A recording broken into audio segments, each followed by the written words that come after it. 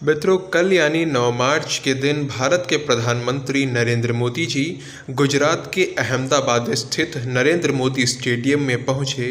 वहां वो अकेले नहीं पहुंचे बल्कि ऑस्ट्रेलिया के प्रधानमंत्री एंथनी एल्बनीज़ भी उनके साथ में थे। इस समय भारत ऑस्ट्रेलिया के बीच टेस्ट मैच की सीरीज चल रही है, जिसे बॉर्डर गावस्कर ट्रॉफी कहते हैं। ये 1996 से आरंभ हुई थी। इस सीरीज का चौथा टेस्ट मैच आरंभ होने वाला था और इसी अवसर पर दोनों नेता एक साथ स्टेडियम में पहुंचे और अपनी अपनी टीमों से मिले, उनका उत्साहवर्धन भी किया।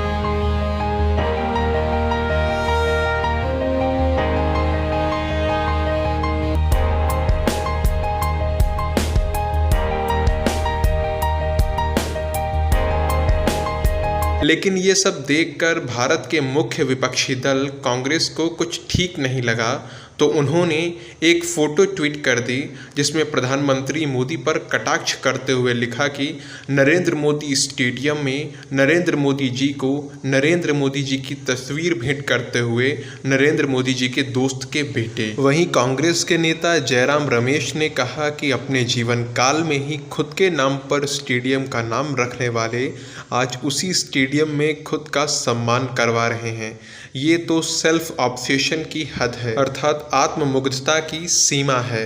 वैसे तो कांग्रेस एक मुख्य विपक्षी दल है, तो सरकार के कार्यों की आलोचना करना उसका कर्तव्य है, लेकिन जिनके खुद के घर शीशे के हों वो दूसरे के घरों पर पत्थर नहीं फेंका करते।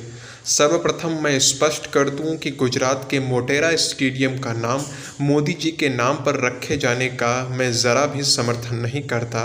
ये पूर्ण रूप से अनुचित है। गुजरात की धरा में बहुत से वीर और वीरांगनाओं ने जन्म लिया है, जिन्होंने इस देश की सेवा की है, अपना जीवन इस देश को समर्पित कर दिया है। उनमें से किसी के भी नाम पर स्टेडियम का नाम रखा जा सकता था, लेकिन कांग्रेस जिस तरह से मोदी जी की आलोचना कर रही है उसे इसका कोई नैतिक अधिकार नहीं है। यहाँ तो नरेंद्र मोदी को नरेंद्र मोदी स्टेडियम में नरेंद्र मोदी के दोस्त के बेटे द्वारा नरेंद्र मोदी की बस फोटो ही दी गई है, लेकिन वर्ष 1955 में नेहरू जी को नेहरू सरकार द्वारा चुने गए राष्ट्रपति ने नेहरू सरकार के आदेशों का पालन करते हुए जो नेहरू जी को प्रसन्न करने के लिए भारत रत्न दिया था, उस पर कांग्रेस क्या कहना चाहेगी। उसी तरह वर्ष 1971 में इंदिरा गांधी जी को इंदिरा गांधी द्वारा बनाए गए राष्ट्रपति द्वारा इंदिरा गांधी सरकार के आदेशों का पालन करते हुए इंदिरा गांधी को प्रसन्न करने के लिए जो भारत रत्न दिया गया था, अर्थात भारत का सर्वोच्च सम्मान दिया गया था, उस पर भी कांग्रेस दो शब्द कह दे तो अच्छा रहेगा। कुछ लोग कहेंगे कि राष्ट्रपति को सरकार नियुक्ति नहीं करती, बल्कि सरकार की नियुक्ति राष्ट्रपति करता है। तो उन्हें बस यही कहूँगा कि एक बार संविधान के पृष्ठों को उलट पलट कर देख लीजिए, शायद कुछ समझ आ जाए कि राष्ट्रपति का चुनाव कैसे होता है, उसे कौन चुनता है और वो काम क्या करता है।